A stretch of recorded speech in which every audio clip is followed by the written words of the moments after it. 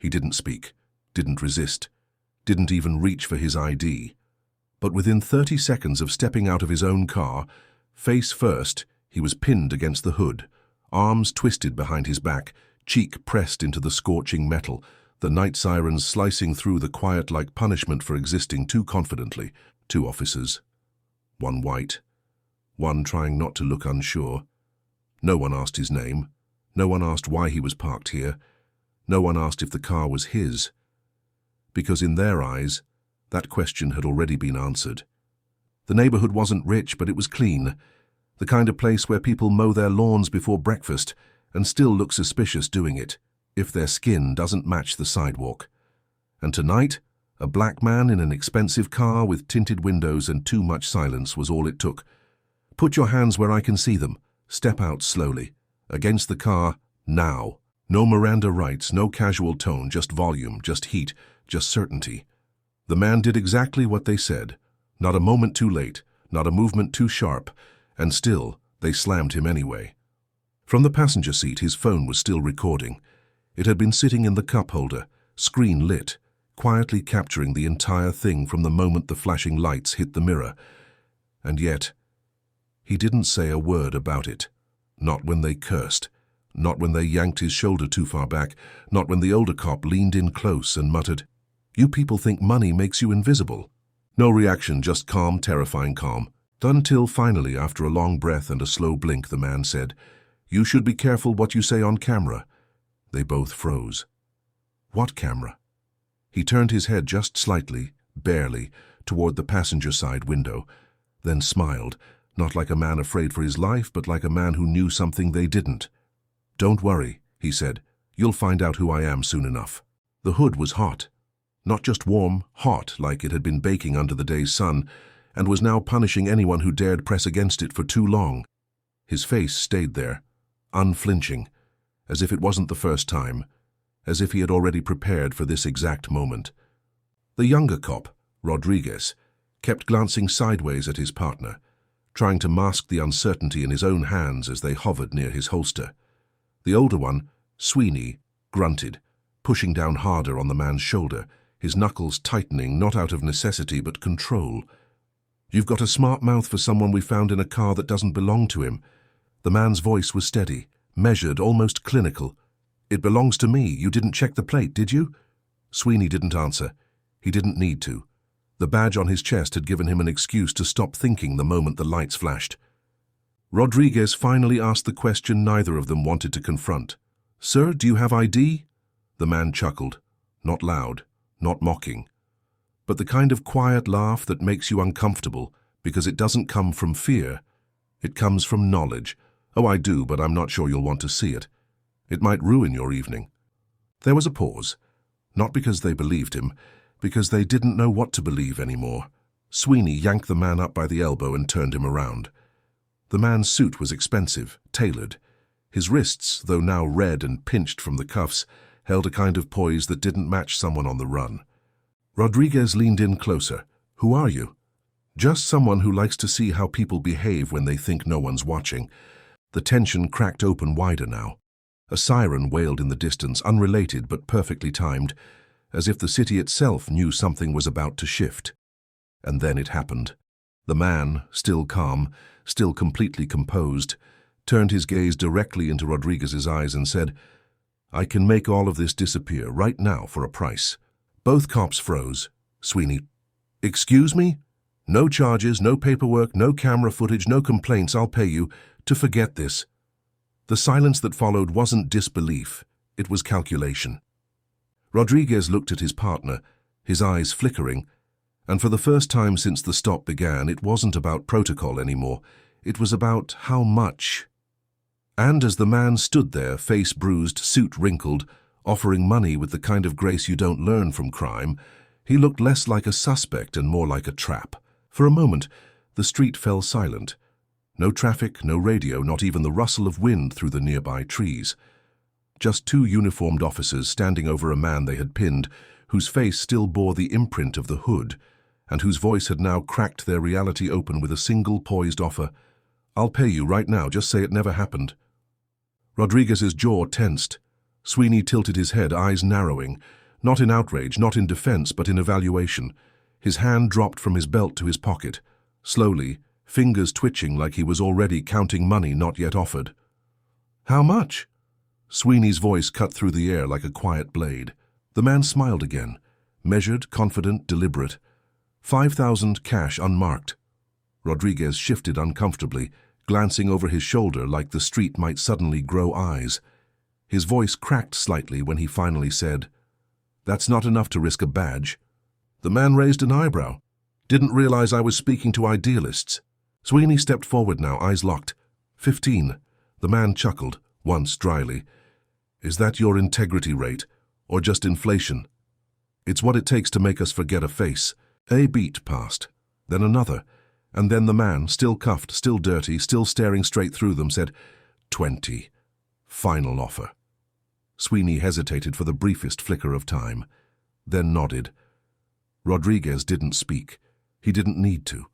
The choice had already been made for him the second he didn't walk away. And somewhere deep in the shadows of that moment, something far bigger than a bribe exchanged hands. It wasn't cash. It was control. Not of the situation, but of who was really running it. Because as Sweeney uncuffed the man, and Rodriguez kept pretending the dashcam had a loose wire, neither of them noticed the quiet, blinking red light still pulsing near the rearview mirror.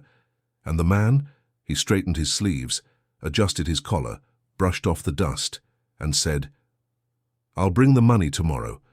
Then walked away. No fear, no questions, no doubt. Only two men left standing in a quiet street, having just sold something they didn't even know they owned, until it was already gone.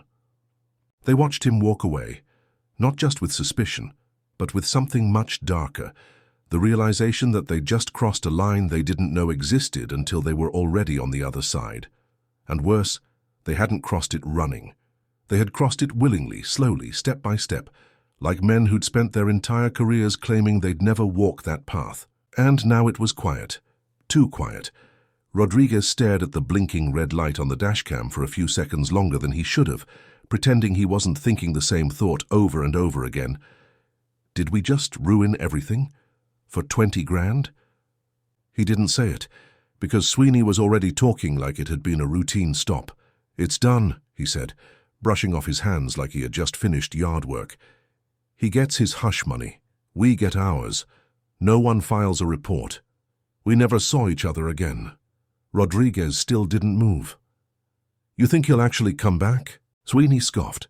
"You think he'd risk jail by trying to sting us, please? The guys who drive cars like that don't call lawyers. They call accountants." And yet, there was something in the man's eyes. Not fear, not shame, control, like he had been rehearsing this entire thing for weeks, maybe months, waiting for the right two cops to bite. And they had hard. Later that night, Rodriguez lay awake in his apartment, staring at the ceiling fan spinning above him like it was trying to hypnotize him into forgetting what happened. He'd told himself it wasn't real. He wasn't the one who suggested the money. He wasn't the one who asked for a higher amount, but he also wasn't the one who said no. And in this game, silence was the same thing as complicity. You didn't need to speak guilt to wear it. Meanwhile, Sweeney was at a bar. Same one he always went to, same 3 fingers of whiskey he always ordered. But something about the taste felt off tonight. Too sharp. Too honest. He stared at the mirror behind the bottles and caught his own reflection flinch just for a second, when someone behind him mentioned a civilian sting. Some local story, not related, but it landed like a threat. And he realized something that made his chest tighten.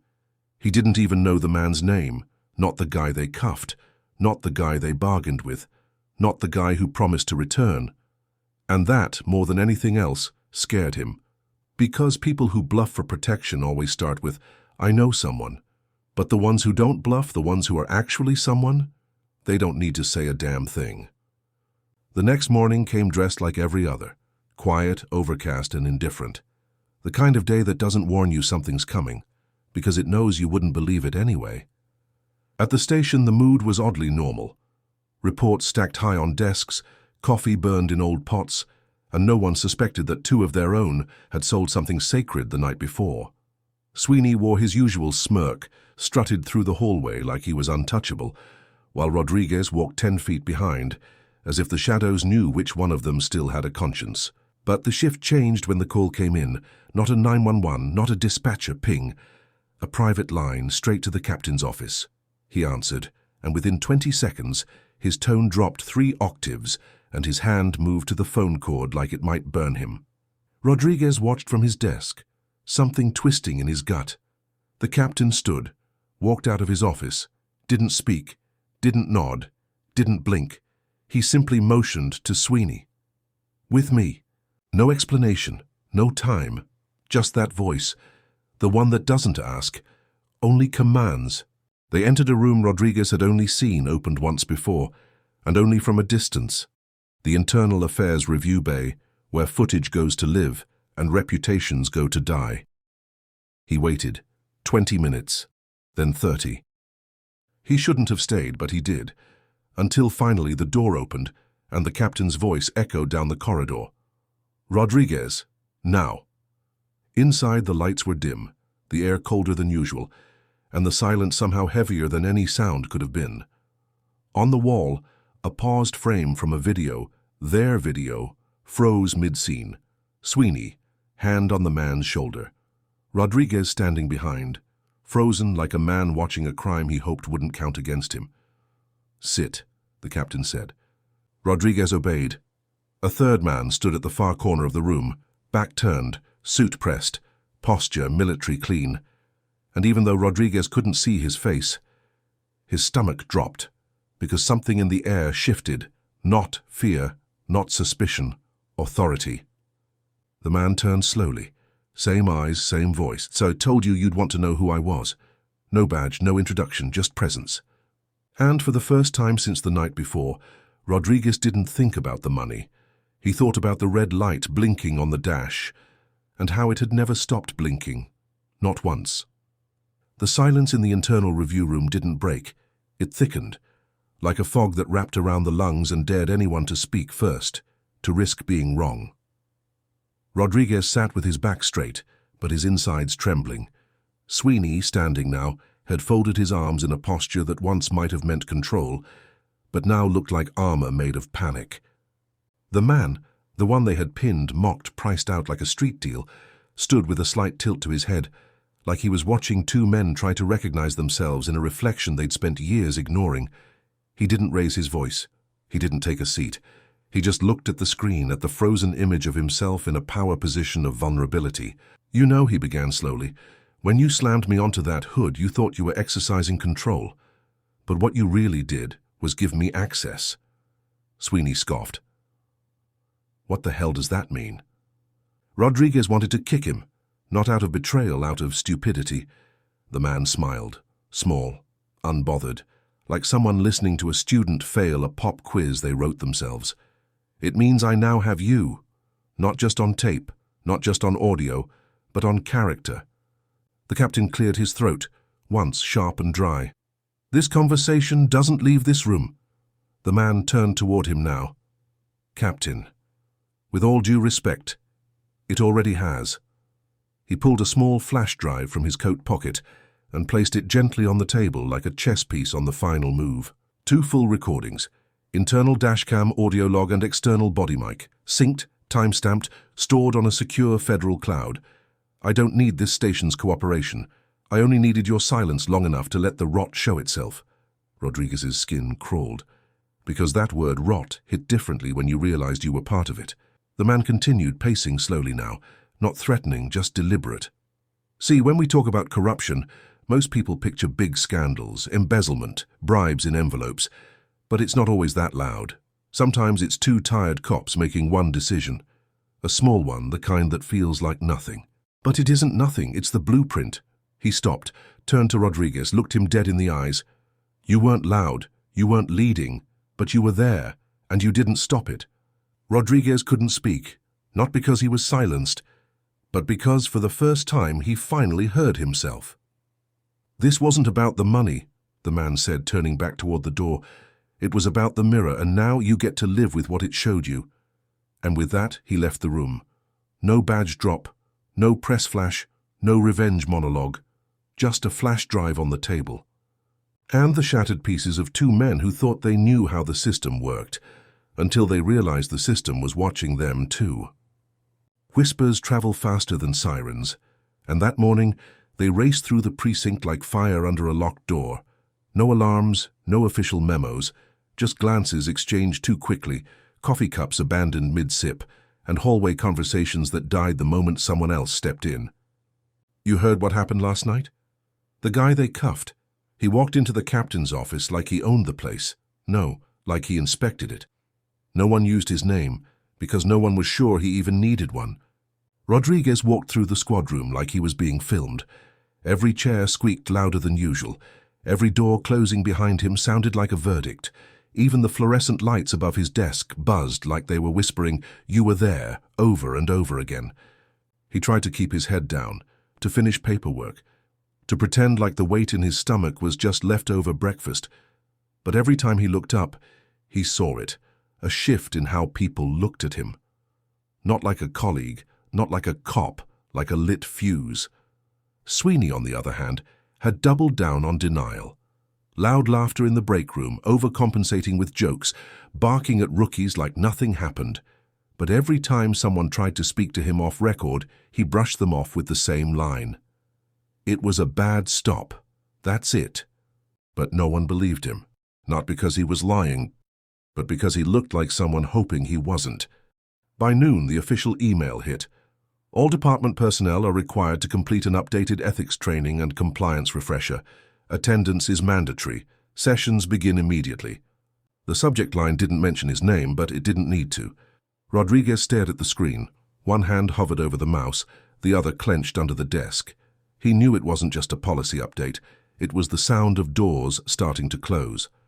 In the far end of the building, in a conference room no one ever used unless a lawsuit was involved, a small group of internal affairs officers gathered around the flash drive. The video had already been reviewed. What they were watching now wasn't the footage itself, but the reaction it had sparked across departments. Phones buzzed, names circled, schedules shifted, and someone finally asked what no one wanted to say out loud. Why would someone that high-ranking stage all of this? And the answer, whispered from the corner of the room, came like a punch. Maybe he didn't stage anything, maybe he just waited for them to reveal themselves. The precinct didn't explode. It leaked. It started with a blog post, anonymous, unverified, nearly buried in an avalanche of internet noise. But someone shared it. Then another. Then a local activist group retweeted it with a single caption. "How many more cameras do you need before you believe us?" And suddenly the shadows they thought they'd buried this in began crawling across screens, not as headlines, not yet, but as questions, loaded, sharp, and impossible to unsee. Rodriguez saw it first in the locker room, a headline half hidden on another officer's phone screen. Undercover sting or systemic rot. Mysterious figure catches officers, taking bribe on camera. His lungs stopped mid-inhale. Mysterious figure.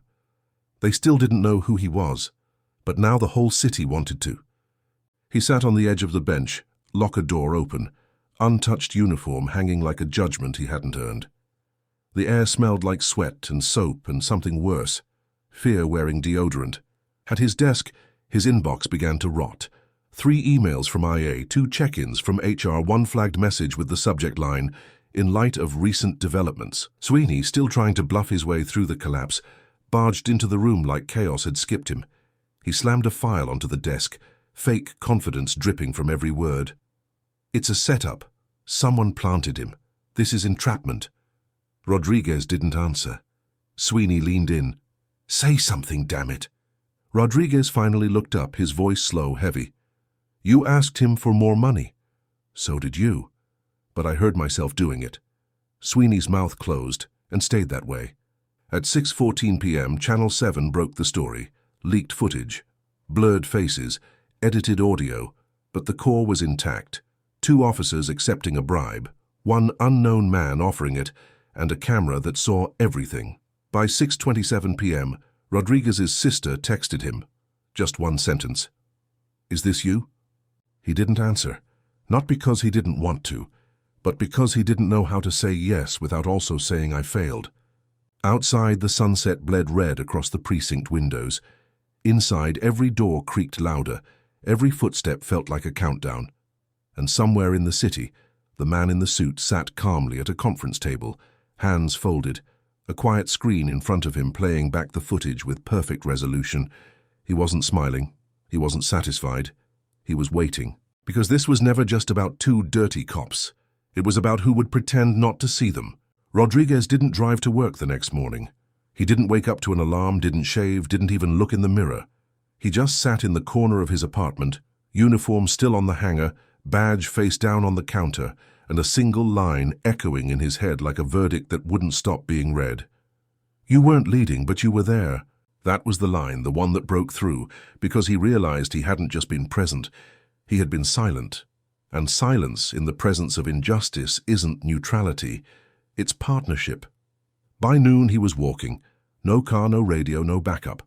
Just him, his sweat, and the memory of his own voice, asking how much money it would take to erase a crime he had committed with his eyes wide open. The address wasn't hard to find. He hadn't even needed to ask. Word spreads quickly when the man you tackled ends up being the one writing your department's next reform policy. It was a government building. Tall, clean, glass panels that looked more like confessionals than windows. He passed the front desk. Didn't check in. No one stopped him, almost like they'd been expecting him. He entered the top-floor conference room, and there he was, the man. Same suit, same calm, same terrifying grace that didn't need volume to carry weight. Rodriguez stood in the doorway, not sure whether to speak, sit, kneel, or just turn around and let the floor swallow him, but the man didn't make him guess. "Close the door." Rodriguez obeyed. The silence between them was thick, not awkward, earned, like air between two cliffs. Finally, Rodriguez spoke. "I'm not here to defend what I did." "Good, because it's not defensible." Rodriguez nodded. "Then I'll just say it. I profiled you, I pinned you. I took your silence as weakness, your suit as attitude, and your calm as guilt. I didn't even ask your name, because I didn't care what it was. I thought I already knew." He swallowed hard, eyes cast down now. "And then when you offered money, I didn't say no. Not because I needed it. Not because I'm broke, because for 1 second I wanted to feel like I had power over someone like you." His voice cracked. "But you were never beneath me.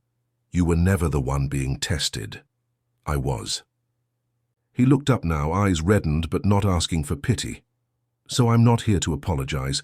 That's not enough. I'm not asking for forgiveness either. I don't deserve it. I just wanted to say this, to your face, before the rest of the world decides who I am." The man didn't speak for a long time. He stood, walked toward the window, looked out, not at the city but into it. Like he could see every other Rodriguez in uniform, sitting in silence, waiting for the next bribe, the next shortcut, the next excuse. And then, without turning around, he said, "Do you know what the worst part of this job is?" Rodriguez blinked. "What?" The man turned slightly, just enough for his voice to land like truth in a courtroom. "It's realizing that most of the people you're investigating don't think they're bad people. They just think they're unlucky enough to get caught." He walked slowly back to the table. "You're not special because you confessed, you're just awake, finally." Then he reached into his coat, pulled out a sealed envelope, and slid it across the table. "This isn't forgiveness. It's the statement you'll sign. No editing, no excuses, just the facts, all of them." Rodriguez took the envelope with shaking hands. "And after that?" The man gave a tired smile. "After that, you sit in your silence, the way you made me sit in mine." The statement was signed. The confession was archived. The footage was already viral. But the press conference wasn't what people expected. There were no raised voices, no emotional breakdowns, no public firings or applause lines, just a quiet podium, a black suit, and a man who had already told the story without saying a word, now finally speaking for the room that had asked for blood but didn't understand what he came to give instead. He looked out across the crowd. Reporters, camera flashes, microphones, all of them perched like vultures expecting the final strike. But the man didn't strike. He held a mirror. "A week ago, I was slammed onto the hood of my own car. I didn't resist. I didn't shout. I didn't reveal who I was." He let the silence land, let it ache, let it stir guilt in anyone who had ever judged before asking, Because I wanted to see something that can't be found in policy manuals. I wanted to see how deep a uniform can sink when it forgets who it's worn for. He reached into his coat and pulled out the signed confession, holding it up like a lesson, not a trophy. This is not about punishing two men. This is about understanding how easy it is to become them. Rodriguez watched from the back of the room, hat in his hands, uniform folded beside him like a memory he was no longer allowed to wear. Sweeney wasn't there. He had gone on leave, or maybe he was hiding. But Rodriguez stayed, not to defend himself, but to make sure he never forgot what he sounded like when he let the worst part of himself speak freely. The man closed his speech quietly. I don't want them fired. I want them to face what they did, to sit in rooms like this one and explain to future officers why shortcuts aren't just illegal, they're infections. Justice isn't loud. It doesn't scream, it listens, it reflects, and when it's real, it teaches. He stepped down from the podium. No applause, just silence. But this time it was the right kind of silence, the kind that didn't come from fear, but from learning. The story didn't end with the press conference. If anything, that was just the beginning. The footage played on every major network for 3 days straight, not as a scandal but as a case study. University classrooms paused mid-lecture to analyze the exchange. Police academies, once too proud to admit cracks in their foundation, were now replaying every second of the arrest as if trying to understand how something so wrong could look so routine when it happened in real time. Rodriguez's face wasn't blurred, not anymore, because he hadn't asked for anonymity. He had asked to be seen, not as a villain, not as a victim, but as proof. Proof that sometimes the worst rot comes not from active hatred, but from the ease of indifference. Across the city, conversations shifted. In classrooms, in kitchens, in locker rooms. The question wasn't, what would you have done? It was, how many times have we let something slide just because it was easier? Rodriguez wasn't arrested. There were no charges, but he didn't return to uniform either. He spent weeks meeting with internal affairs, advocacy groups, even victims of misconduct he'd never met, but whose pain now sounded familiar. And at night, he walked, alone. Through neighborhoods he used to drive past with suspicion. He didn't carry a gun. He didn't wear a badge. But for the first time in years, he was finally learning what it meant to protect something without needing to control it. Meanwhile, the man in the suit kept working, quietly, uninterrupted. He never gave interviews, never sought headlines, never ran for office. But every few months, someone new would walk through his office doors, a rookie, a sergeant, sometimes even a precinct captain, asking if they could talk, and he always made time. Because he knew. You can't reform a system with rage alone. You do it with witnesses, with stories told truthfully, and with the willingness of those who failed to stay in the room long enough to fix it. The city moved on. Because cities always do, they pave over headlines, bury shame under new scandals, and pretend change is happening just because people started using different words. But for the people in that room, the ones who heard the confession, who signed the statement, who watched the press conference not as news but as mirror, nothing was ever the same again. Rodriguez didn't become an activist. He didn't publish a book. He didn't go on a redemption tour. He just showed up, to trainings, to panels, to meetings where no cameras rolled, and every time someone asked him, "Why didn't you just stay quiet and keep your job?" he answered with the same sentence, because silence was the job. One rainy afternoon he returned to the station, not in uniform, not for duty, but to speak to a room full of new recruits.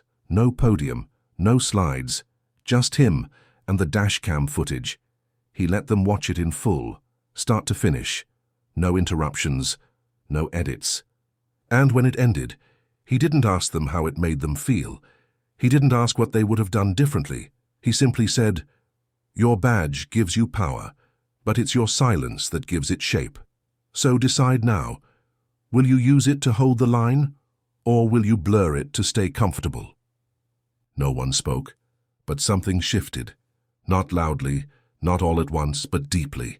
And somewhere else in that same city, the man in the suit stood alone in a classroom, writing 4 words on a chalkboard before a group of cadets entered the room. He didn't say his name. He didn't wear a title. But every officer who left that class remembered the lesson, because on the board it read, "You were being watched." And so were we, you and I, reading, watching, feeling the burn of injustice we didn't directly cause, but maybe stayed too quiet to interrupt. And if that silence ever felt familiar, if you've ever told yourself, "It's not my place," or "They probably deserved it," or "I don't want to get involved," then maybe this story wasn't just theirs. Maybe it's ours too. If this story sat heavy on your chest, if it made you angry or ashamed or even just awake, then don't scroll past it. Subscribe to Black Canvas, because there are more stories like this, and some of them haven't been told yet, because the people living them are still afraid no one's listening. Let's prove them wrong.